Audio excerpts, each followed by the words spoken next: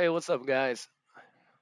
So, my name is Choco Pie Senior, and see, I've been following around, seeing all over YouTube this Johnny Somali guy, and I'm sure you guys seen it. So, I'm not gonna see. I just thought, should I get some clips together? No, most of us have that are interested, at least, have already known this guy and know what piece of scumbag this kind of guy is. Okay, I'm 34 years old. I don't know how old he is, but he's possibly way younger than I am. And he's just attention seeking vlogging, the type that harasses people, bullies people. We all know. If you clicked on this video, you're probably, I'm going to make this into a YouTube. So, you know, I just wanted to give my perspectives as a South Korean man who's also been to Korea multiple times. He's got beat up and beat people up in Korea. Not proud of it. But just the perspective of my people, um, and the American people, Um, so this is funny because I just had this conversation with a friend yesterday.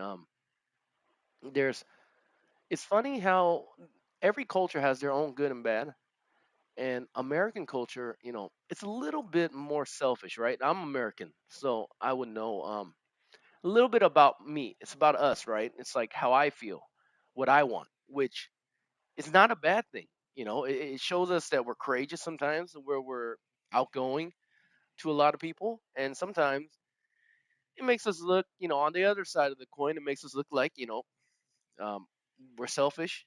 We have no empathy sometimes. Those are things. Well, empathy part, maybe not so much. But on the Korean side, I was telling my friends, so Koreans, you don't understand. Like, I might not have grown up in Korea, but I grew up around a bunch of Koreans, you know, that wanted to act like they were from South Korea and a bunch of gangbangers. Which, when I went to Korea, I found out that the respect level that I grew up with in Texas was even more extreme than even how South Koreans do it in that day and age. You got to understand, my parents came to America in 1993, and I was 3 years old. And that's when the time bubble stopped for them and for everybody else and my friends that I met that were Korean. Our time bubble of our generational gap stopped for them. Korea stayed 1993 for my parents and every Korean that came to America at that point. But Korea kept progressing, okay? Anyways, so the South Korean part of it is we think a lot. There is every situation, just like Japanese people. Now, the difference between Japanese and South Koreans are this: Japanese people are very conscious, just like Koreans, but they don't express their emotions. They keep their emotions bottled up. They'll smile in your face. They will be polite, the most polite people you will ever meet. Koreans, we will be very polite, but we can be very blunt and disrespectful. Um, but it's not being disrespectful. It's part of being blunt, and it's a difference of communication. That's why when you see a Korean person, like when they speak English to you, they might sound like the nicest guy in the world, but when they speak Korean to their friends, they might be, talking like, how we would sometimes to our homeboys, like real hood, like, um, and so there's so many different racial things going on, especially in this Johnny case, man. He just came over and disrespected the whole culture. And let me just finish out my point with my people, for what I know at least. Um, even with drinking, okay, there is many rules to drinking. Americans drink, we just say, hey, what's up, man? Cheers if we want to, or we just take a shot. You don't do that in Korean, okay? In Korean culture, you have to, if you're younger, you have to call someone young, and then you have to, make sure you fill the older brother's glass up every time you grab that green soju bottle. I'm sure you know what that is. It's getting very popular, and we pour. We pour with two hands like this. We hold one hand like this, and we pour for our older hyungs, which means brother in Korean, okay? And it's not actual brother. We just call anybody older than us that we love, hyung, okay? Or hyungnim is a more respectful way. You see, so even with alcohol drinking, there's these steps, and for the younger person too, I got slapped in the face when I was younger. When I was like 17 drinking, I shouldn't have been drinking, but I was drinking with a bunch of gangbangers that were Korean, and I just, they poured me a shot. I said, yeah, I'll take it. So I drank it, but They slapped me hard because I did not turn my face to the side and drink like this. Now, no one taught me this, but this is where I started to understand my culture a little bit, a little bit twisted culture, because like I said, the culture kind of got twisted in America because they only know 1993 Korea. They don't know the Korea that is today. Now, Korea today is not as aggressive as the Korea that I learned in Texas, but the same kind of rules apply. You got to be respectful. There's many rules. Asians, we think about. So, like I was going back, Americans think about, hey, how do I feel? And of course, dude, as an American, I've seen so many, as me being an American and having American friends, Mexican friends, and all sorts of other American friends. Dude, I've seen people have so much empathy and be so kind to each other. So I'm not saying this, but like I said, every culture has their ups and downs. But for South Koreans, there's just a lot of thinking going on. There's a lot of basically thinking about others other than yourself, just like Japanese culture. But Japanese culture keeps their emotions inside. Koreans don't keep that emotion inside too much. They're a little bit more blunt, like my grandma. When I used to go over to Korea, she'd say, "Oh, you're so fat." She just say it right to my face. And let me tell you something. I was fat. Okay, so there's no reason for her to say that. But she's saying it because she's telling the truth and she's not trying to hurt my feelings. She's just telling what it is. It's just a Korean thing, and I'm sure there's other cultures with the same kind of similar backgrounds. But that is just how it is. A bunch of South Koreans just thinking about every other rules daily, in and out. And if you look it up, and this is a true thing, my country is like very tiny, man. And so is Japan, not that big. And we have one of the highest suicide rates in the whole world, man. Just think about that. Everywhere else, like people are killing themselves. And for some reason, a country that seems so happy that tourists love to go to, American tourists like me and everybody else loves to go to Japan and South Korea because it's so cool over there and so awesome having these buildings and bars everywhere. And then they have the highest suicide rate. Why is that? In my opinion, it's because, just like I said, there is a balance to things. I like my culture. I like the respect. I like the thinking about others. But when you do that too much and there's too much pressure, then the depression and the mental depression is way over. And that's the problem with, South Korea. It's just too much thinking. Like I'm my thinking level, like you ask yourself, hey, why there's so many Asians in this country that have small businesses and that are succeeding and making money, and then there's other people that are immigrants in this country too, because we're immigrants too. Don't forget. But other immigrants, that don't make a lot of money. I'll tell you right now, it's because they grew up in a militia kind of way where they have to think about others and they have to grind, grind, grind, grind, grind. I'm telling you, if I grew up in America and I had to live in Korea, I don't think I would survive. Just being honest. Now, that was a little bit of rambling just to let you know what's the culture side of things. Like I said, I'm pretty sure you guys all have seen like 5, 10 videos of this Johnny Somali guy. Now his situation, he definitely should face some prison time, man. Like he's not gonna learn. Um, I've been to jail about 9 times. I've never been to prison. Okay. I was a pretty dumb individual when I was young.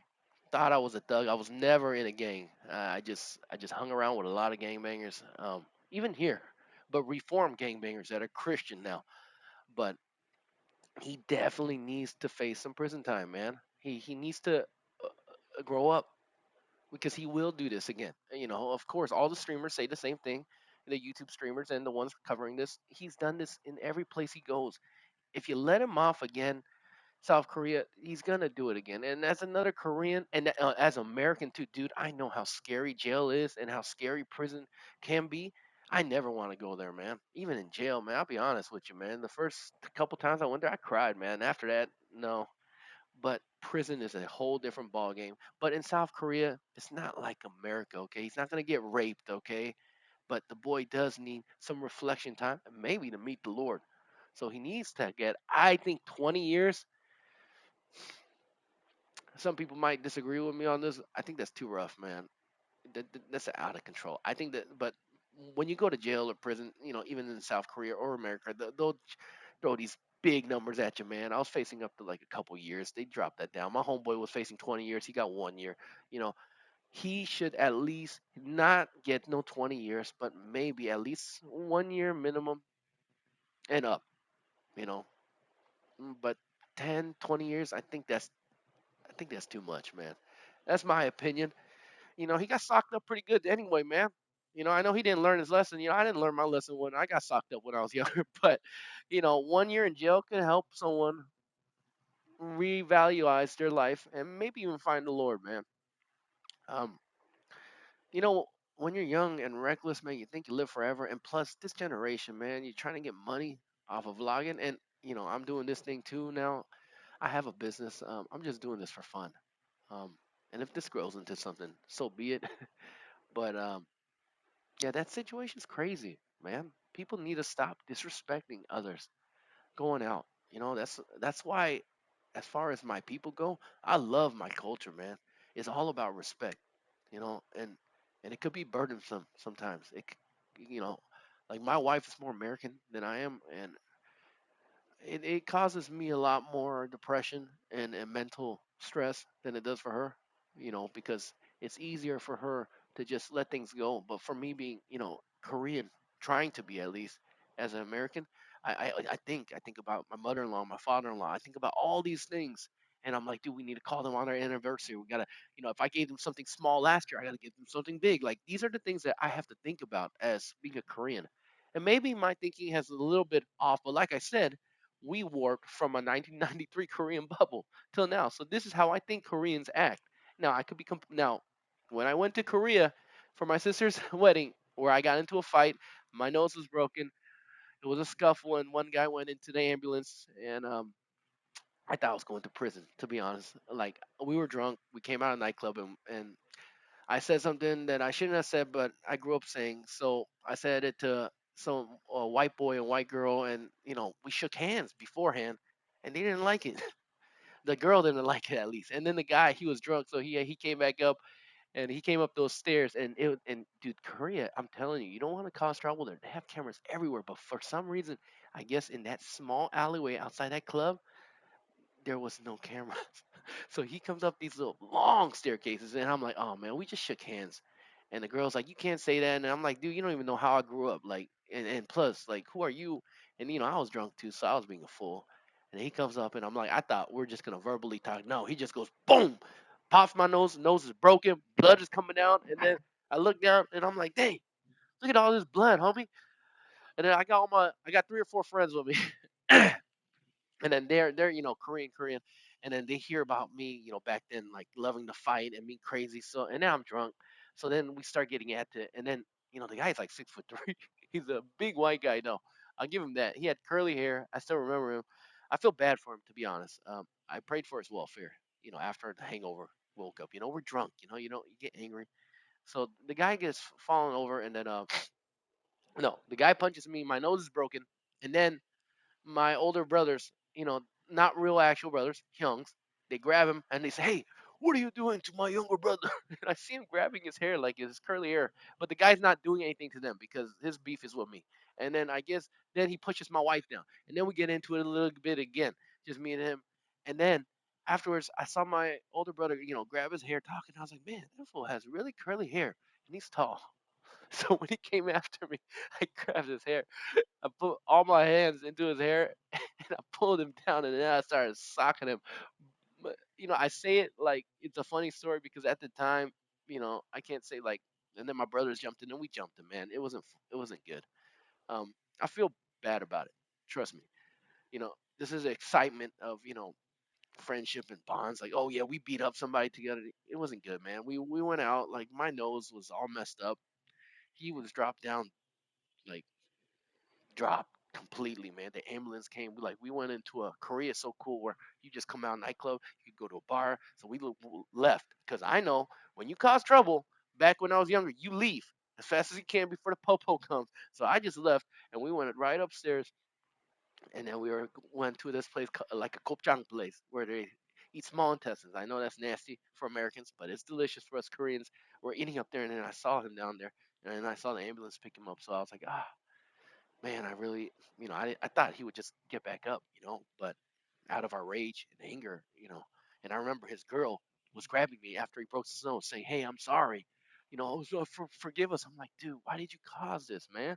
Let me tell you, fights 9 times out of 10, especially if there's a woman around, we fight because of y'all women.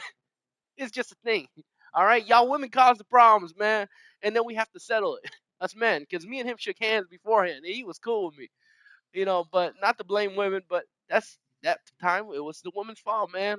The man's drunk and he gotta protect his woman's, like he's gotta protect his woman, and her integrity, I guess, her drunk integrity.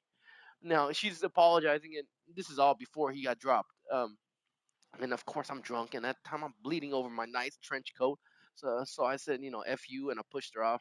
I didn't hurt her. Trust me. I don't do that to women. But he pushed my woman down because my woman tends to, every time I get into a fight, I tell her, "Get away."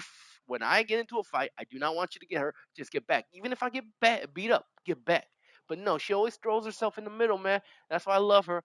But don't do that, ladies. Just let your man get beat up. That's our job, to get beat up, or to lay the beat down.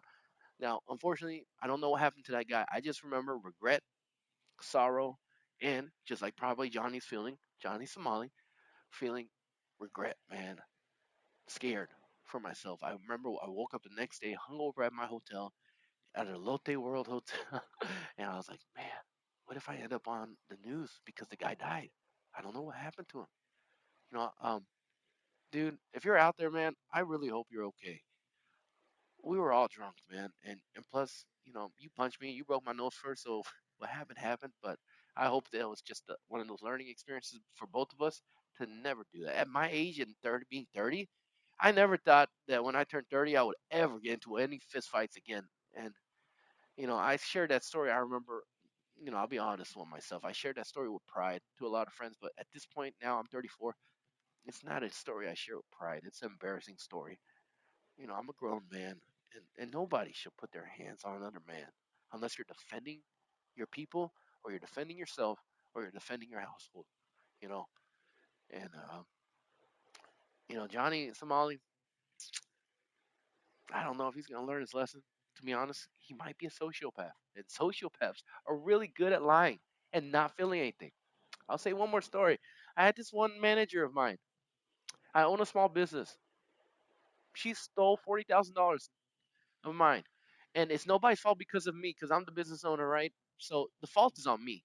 But I'm just telling you what kind of sociopaths work. Every time I try to ask her about some businesses coming in, it was for a hotel business, and she would say, "Hey, it's no, no, no," and she would get angry at me. She would get really angry every time. I'm like, "Hey, why aren't we getting this business?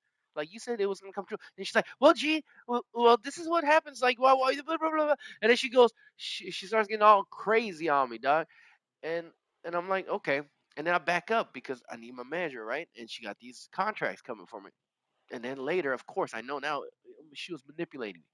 But why I say I think she's a sociopath is later we found out, because of my fault, not her fault. Let that be known. The fault is always on the business owner, okay? I should have paid more attention. She stole more than $40,000. She built her own coffee shop in the same city I live. And this girl, of course, got it shut down later because she wasn't, she don't pay her employees. She just did that to, I don't know why she did it. If she wasn't gonna do the business right, I wish if she was gonna steal my money to do it right. But she took that business, trashed it to the ground. And I remember when I caught her, like she made fake. She said Boeing was going to come stay at my hotel and bring all their people because they're building an airport or whatnot. All this crazy stuff. And I was like, man, that's awesome. And so what she did was she made fake email accounts with Boeing, and I was too ignorant. I was too trusting of people. I believed.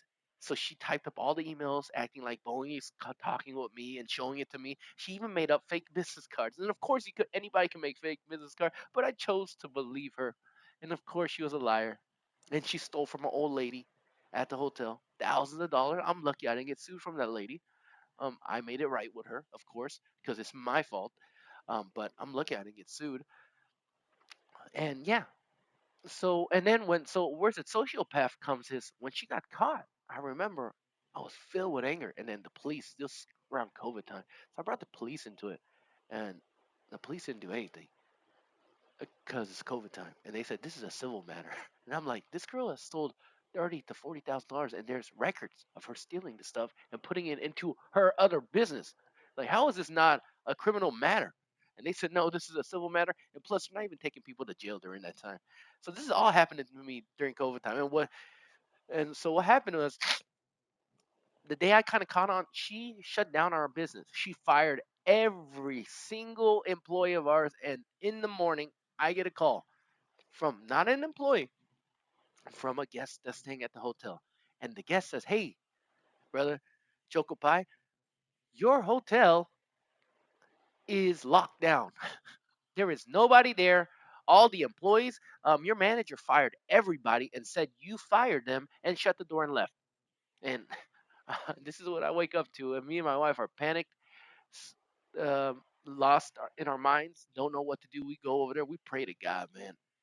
And God is always good. Somehow I rallied some of the employees that came back and some new people too. I rallied everybody I could. Even some people staying at the hotel for a long time. I rallied everybody, and the God provided who He needed to provide. But my God, we made it work somehow or another.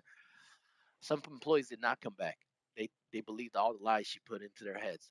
She like over the years, I gave each and one of my employees time with me. I took care of them. I gave them money when I wasn't supposed to. I took care of them, yeah, because it became like family to me. And my dad always says, "Do not mix friendship with business." But unfortunately, I have done that many times and got burnt many times. And this is a very true statement. A boss should be a boss. Try not to mingle too much with your employees. Oh, you'll end up getting hurt, you know. But I end up getting some loyalty through that as well, through a couple of my employees that I have now. Um, but when I was going with the sociopath thing with her is when I told her that the police was on her. I didn't know this is before I knew they weren't going to do anything. She came over to meet me in the parking lot. I made her get on her knees. It's a Korean thing, and I called her all these cuss words, and I said, "Man, you're gonna go to jail." And I felt good myself because I'm like, this girl just screwed me over, and I made her get on her knees, and I told her, call yourself a little B word, and so like this is my pride getting in the way, right? And she did, and she didn't like it one bit. I could see like she was clenching her teeth, and she's like, "Oh," I was like I could see her own ego fighting it, but she did. And I said, you know what, like you better owe me my money back, dude. Let's be honest. In that battle, she won. She stole all that money. No consequences came her way. I don't know if they ever did. I told the police everything. Police didn't do nothing. Um, yeah, and that's a sociopath, man. Switching emotions wherever they see fit to gain what they want to gain. And I think Johnny might have that in him, man. Because, like I said, when I seen his like jail videos as a judge, seeing a little scrawny, Somalian guy like that, like I would feel bad too. And it could all just be his sociopathic lies. He doesn't really feel bad. He just wants to get out of the situation. So that's why I say, put him in jail for a little bit, man. Maybe not 20 years. That's a little extreme. I've been hearing, man, but definitely minimum a year, man. In Korea, South Korea, I know you guys don't play around. You don't even play around with weed. So put that man in jail for a little bit. Just don't put him in jail until he's an old man, because I think that's too much. You know. All right, I talked way too much, way more than I thought I was gonna say, but that's my opinion on that. And yeah, appreciate you guys stopping in. If you did, like I said, my name is Choco Pie Senior. I just started doing this as a hobby just 2 to 3 days ago. If you'd like to follow, follow. If not, appreciate you watching. If you don't watch, well, maybe this will go viral. All right. Peace out.